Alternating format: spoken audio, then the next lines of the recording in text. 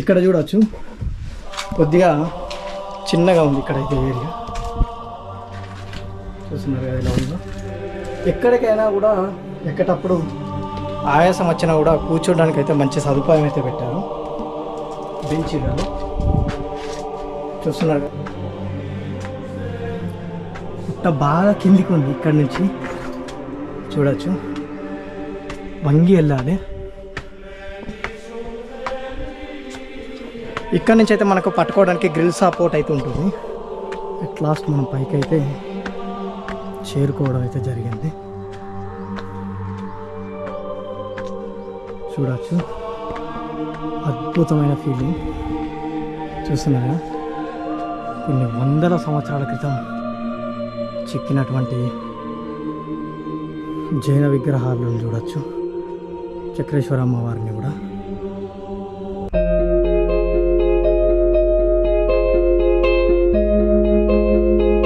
Hi friends, welcome back to my channel Ali Vihar. ఇవాళ నేను వచ్చేసి తెలుగు వారికి, తెలుగు భాషకు ప్రాచీన హోదా మరియు ఆ భాషకు ప్రాచీన హోదాతో పాటు తొలి కంద పద్యం అయినటువంటిది తొలి ఆది కవి నన్నయ్యకు 100 సంవత్సరాల పూర్వమే కన్నడ ఆది కవి పంప సోదరుడైనటువంటి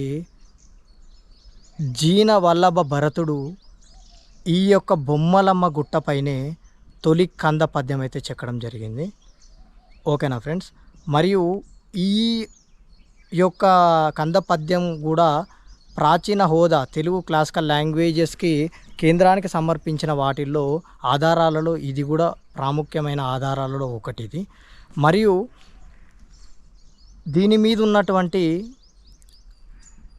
6 జైన తీర్థంకరుల విగ్రహాలతో పాటు చతురేశ్వరి అమ్మవారి విగ్రహం కూడా ఉంది. ఈ యొక్క బొమ్మలమ్మ గుట్టను సిద్ధుల గుట్ట, బొమ్మలమ్మ తల్లి గుట్ట మరియు వృషభ కొండ అని కూడా పిలుస్తారు. వృషభ కొండ అని అంటే వృషభ రాశి అంటే వృషభం ఉంటుంది కదా, దూరం నుంచి, దగ్గర కాదు, దూరం నుంచి చూస్తుంటే రోడ్డు మీద నుంచి మీకు వృషభం ఆకారంలో కనిపిస్తుంది. మరియు ఇది దూరం నుంచి కొత్తగా ఎవరు వచ్చినా కూడా వారికి ఐడెంటిఫికేషన్ కోసం జగిత్యాల రోడ్కే ఉంటుంది. కరీంనగర్ నుంచి నిజామాబాద్ జగిత్యాల రోడ్కే దూరం నుంచే మీరు గుర్తుపట్టే విధంగా తెలంగాణ ప్రభుత్వం అయితే ఎర్ర రంగు అయితే వేయడం జరిగింది. ఓకేనా. ఇంకెందుకు ఆలస్యం, ఈ గుట్ట మీదికి వెళ్తూ దీని యొక్క చరిత్రను తెలుసుకుందాం. ఎవరు కట్టారు, ఎప్పుడు కట్టారు అనేది ప్రతిదీ చరిత్ర పైకి వెళ్తూ తెలుసుకుందాం. ముందు వెళ్ళే ఆవరణం అయితే ఎలా ఉందో ఒకసారి చుట్టూ చూడవచ్చు. మీరు ఇలా అయితే ఉంటుంది.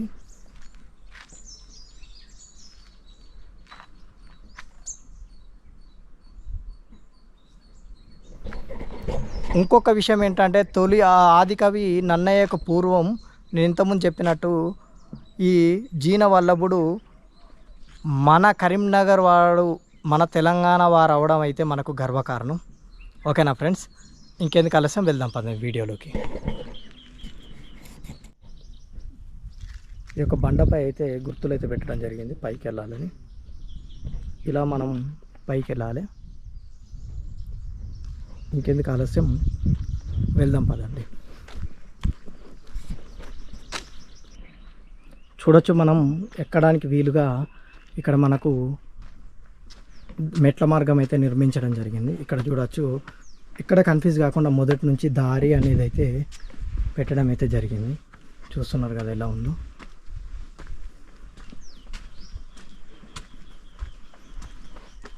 ఇది ఒకప్పుడు వెక్కడానికి వీలుగా అయితే లేకుండేది, ఇప్పుడైతే వెక్కడానికి వీలుగా అయితే చేయడం అయితే జరిగింది.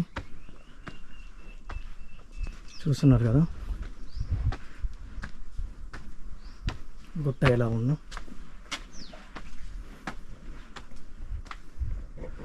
ఇక్కడైతే ఆ కాలంలో చాలామంది జైనులు అయితే ఇక్కడ ధ్యానం చేసేవారట. ఇంకా చూడొచ్చు ఎలా ఉందో.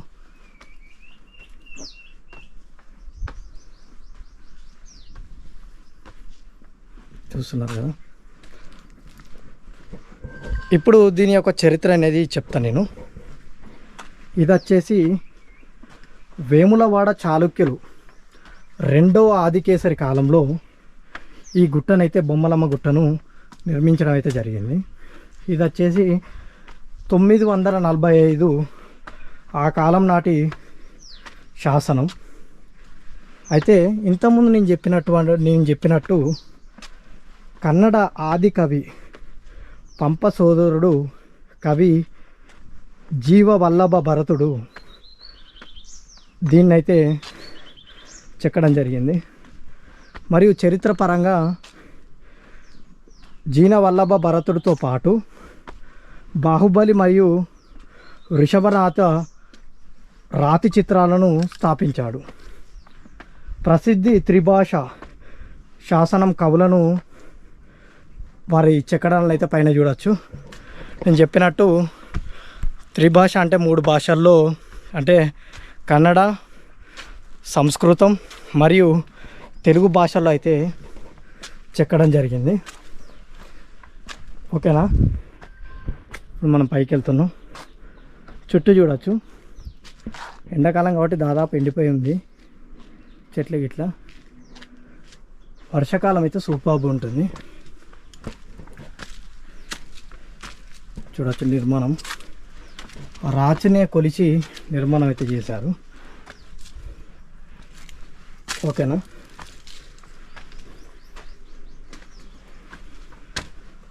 అయితే ఈ యొక్క శాసనం ఎందుకు రాశారంటే రాజ్యానికి నివాళిగా 11 పంక్తులు కలిగి ఉన్న 25 అడుగులు మరియు 7.6 మీటర్ల శాసనం ఇది. ఓకేనా, ఇక్కడ చూడవచ్చు కొద్దిగా చిన్నగా ఉంది ఇక్కడైతే ఏరియా చూస్తున్నారు కదా ఎలా ఉందో. ఎక్కడికైనా కూడా ఎక్కేటప్పుడు ఆయాసం వచ్చినా కూడా కూర్చోడానికి అయితే మంచి సదుపాయం అయితే పెట్టారు బెంచీలలో. చూస్తున్నారు కదా, ఇక్కడ నుంచి మనం మీదికైతే వెళ్ళాలి. ఓకేనా,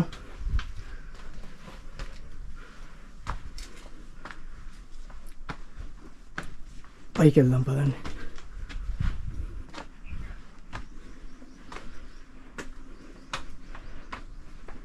చూసారు కదా ఎలా ఉందో, చుట్టూ చూడవచ్చు ఎలా ఉందో. గుట్ట బాగా కిందికి ఉంది, ఇక్కడ నుంచి చూడవచ్చు. వంగి వెళ్ళాలి.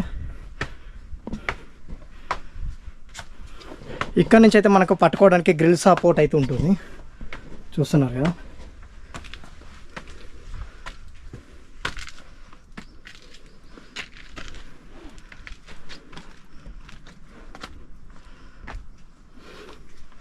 వచ్చేవారు ఉంటే ఇక్కడ నుంచి చూసుకోవచ్చు.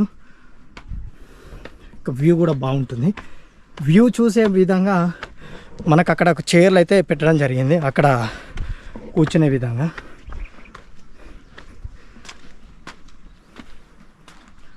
చూస్తున్నారు కదా ఎలా ఉందో. మనమైతే ఇక్కడైతే కూర్చుందాం ఒకసారి. ఇక్కడి నుంచి వ్యూ చూడవచ్చు మీరు ఎలా ఉందో.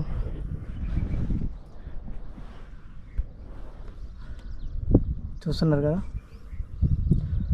చుట్టూ గ్రీనరీ.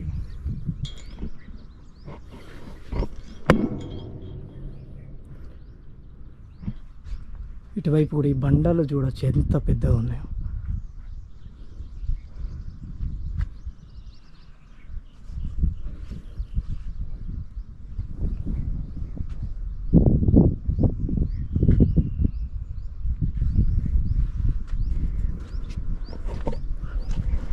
ఇప్పుడు మనం పైకి ఎక్కుదాం.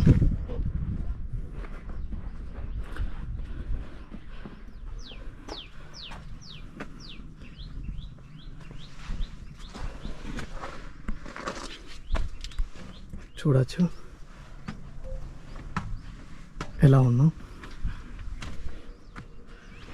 ఇక్కడ మాత్రం కొద్దిగా జాగ్రత్తగా ఎక్కాలి, మెట్లు స్లోపీగా ఉన్నాయి కాబట్టి.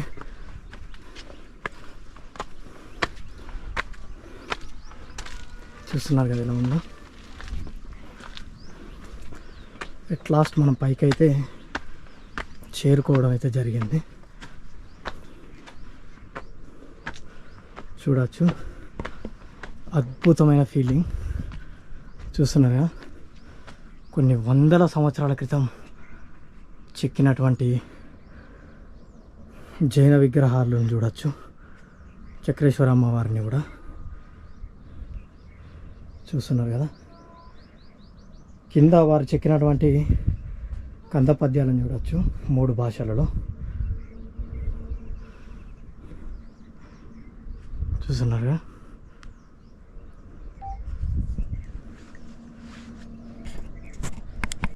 మూడు భాషలైనటువంటి కన్నడ, సంస్కృతం, తెలుగులో రాసినటువంటి తొలి కంద పద్యాన్ని అయితే మీకు చూపించే ప్రయత్నం చేస్తాను దగ్గర నుంచి. చూడండి, వీడియో ఎక్కడ కూడా స్కిప్ చేయకుండా చూడండి. మరియు లైక్, షేర్ అండ్ సబ్స్క్రైబ్ చేసుకోవడం మాత్రం మర్చిపోకండి. ఇప్పుడైతే చూపిస్తాం. ఇక్కడ చూడవచ్చు, మీరు చూస్తున్నారా.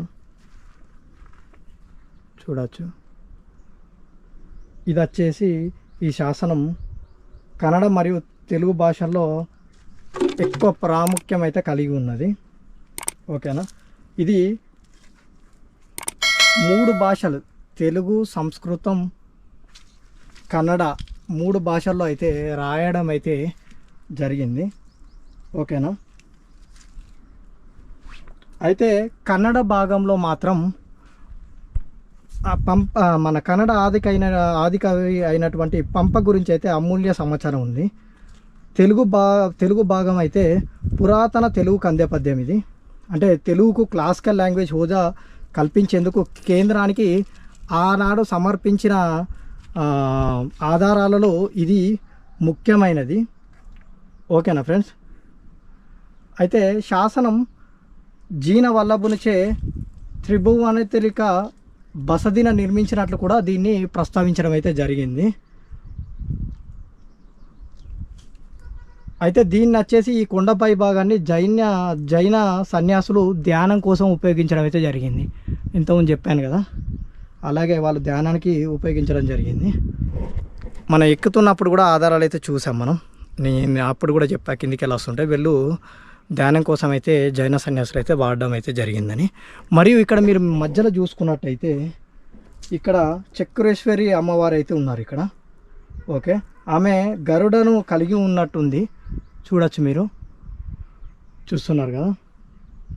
మొత్తం దీని మీద వచ్చేసి 8 మంది తీర్థంకురులు అయితే ఉన్నారు. ఇటువైపు ముగ్గురు చూస్తున్నారు కదా. ఆ 2 వైపులా ముగ్గురు మరియు మీద 2. మొత్తం 8 మంది తీర్థంకులు అయితే దీని మీద ఉన్నారు. చూసారు కదా.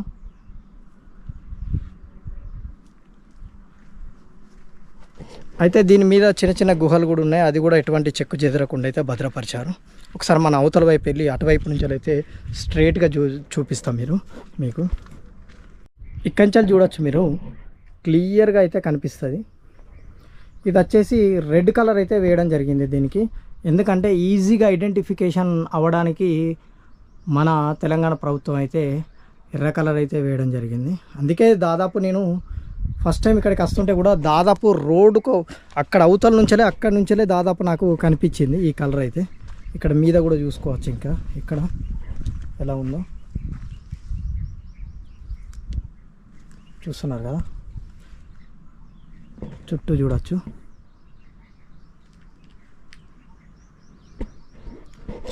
కొన్ని వందల సంవత్సరాల క్రితం చెక్కినటువంటి శిల్పాలు మరియు తొలి కంద పద్యం ఇది మనకు దాదాపు గర్వకారణంగా కూడా చెప్పుకోవచ్చు. మొదటి తెలుగు కంద పద్యం అయితే ఇక్కడ చెక్కడం అయితే జరిగింది. అది కూడా మన యొక్క కరీంనగర్లో, అది మన తెలంగాణ వారు అవడం అయితే మనకు గర్వకారణం. మరియు ఇది చూస్తే మాత్రం ఇప్పటికీ కొద్దిగా కూడా చెక్కు చెదరకుండా ఎలా ఉందో చూడవచ్చు మీరు. అబ్బురపరుస్తుంది. కంపల్సరీ ఎవరైనా చూడని వాళ్ళు ఉంటే తప్పక చూడవచ్చు. ఇది మన ఒక విధంగా చెప్పాలంటే మన తెలుగు భాషకే గర్వకారణం తెచ్చినటువంటి తొలి కందె పద్యం కాబట్టి కంపల్సరీ చూడని వాళ్ళు ఉంటే చూసే ప్రయత్నం అయితే కంపల్సరీ చేయండి. మరియు ఇక్కడ నుంచి వ్యూ కూడా సూపర్బ్ ఉంది. ఇంకా రైనీ సీజన్లో ఎక్సలెంట్ ఉంటుంది కావచ్చు. చూడవచ్చు ఎలా ఉందో వ్యూ. చూస్తున్నారు కదా ఎలా ఉందో. అక్కడ నుంచి అయితే రావడం జరిగింది మనం. మా బైక్ అక్కడ ఉంది, చూసారుగా కింద రోడ్డు.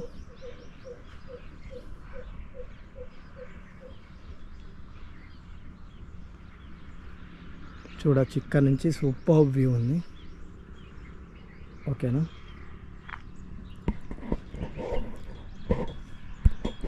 ఓకే ఫ్రెండ్స్, నా వీడియో కనుక నచ్చినట్లయితే లైక్, షేర్ అండ్ సబ్స్క్రైబ్ చేసుకోవడం మర్చిపోకండి. మరిన్ని ఇంట్రెస్టింగ్ వీడియోస్ మీ ముందుకు వస్తాం. మీ Ali Vihari. Keep watching. Okay friends, ఎవరైనా సబ్స్క్రైబ్ చేసుకుని వాళ్ళు ఉంటే సబ్స్క్రైబ్ చేసుకోండి. చేసుకుంటే మాత్రమే మీకు నోటిఫికేషన్ అనేది తొందరగా వస్తుంది. మరిన్ని ఇంట్రెస్టింగ్ వీడియోస్ తోటి మేము ముందుకు వస్తూనే ఉంటాం కాబట్టి. Okay, thanks for watching.